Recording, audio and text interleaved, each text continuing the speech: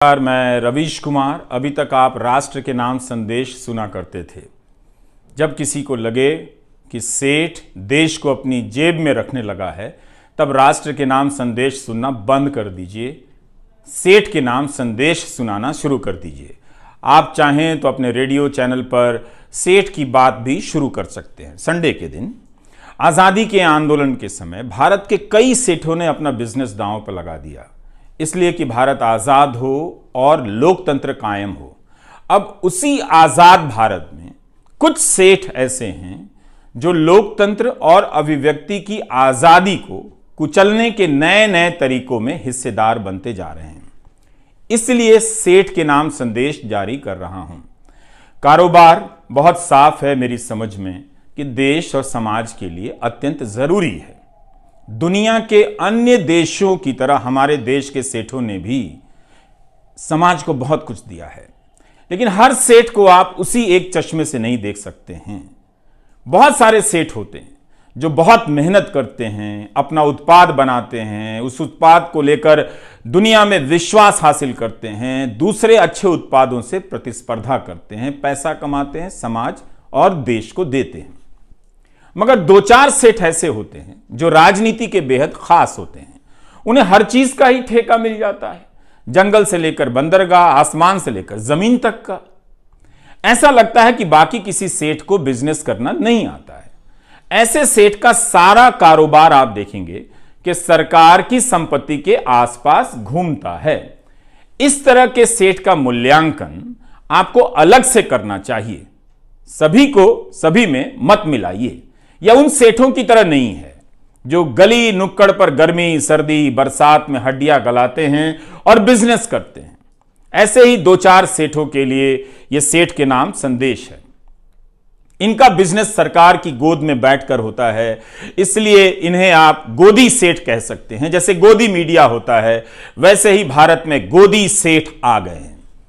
गोदी मीडिया में दो तरह के सेठ हैं, इसे ध्यान से समझिए। पहले प्रकार के वे सेठ हैं जो इस माध्यम में बहुत पहले से जमे हुए थे, लेकिन उन्हें गोदी मीडिया बनाया गया। वे गोदी मीडिया के जरिए अब धंधा कर रहे हैं। गोदी मीडिया क्या करता है? जनता से सच्चाई छिपाता है और दिन रात आपको हिंदू मुसलमान के बीच विवाद में उलझाकर रखता है या इसी तरह के दूसरे विवादों में फंसाए रखता है।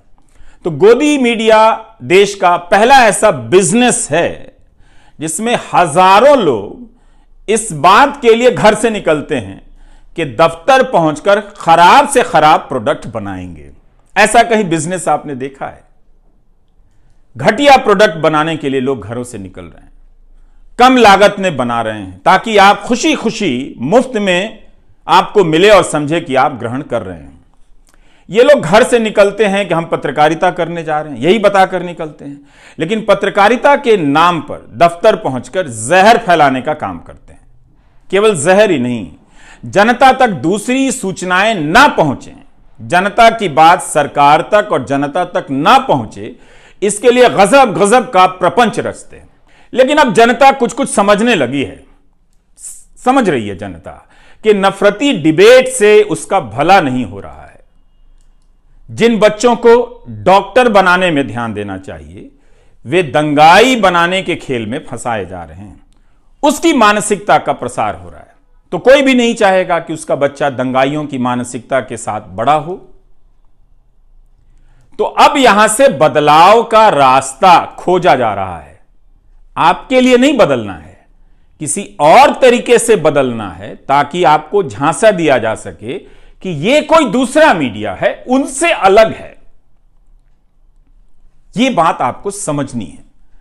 गोदी मीडिया पार्ट 2 लॉन्च होने जा रहा है। एंकरों की जगहें बदली जा रही हैं। आप देखेंगे एक एंकर यहां से वहां जा रहा है, वहां से यहां आ रहा है। नए गोदी सेठ लाए जा रहे हैं। ये दूसरे वाले सेठ जो नए तरीके से गोदी मीडिया का काम करेंगे। आप सोचिए, अगर सेठ ही गोदी हो तो क्या उसका मीडिया गोदी मीडिया नहीं होगा? सोचिए, जिस सेठ का सारा काम सरकार से जुड़ा हो, कई तरह की सरकारों से जुड़ा हो, क्या वो सरकार से सवाल पूछ पाएगा? आप सोचिए। आपके लिए कौन पूछेगा?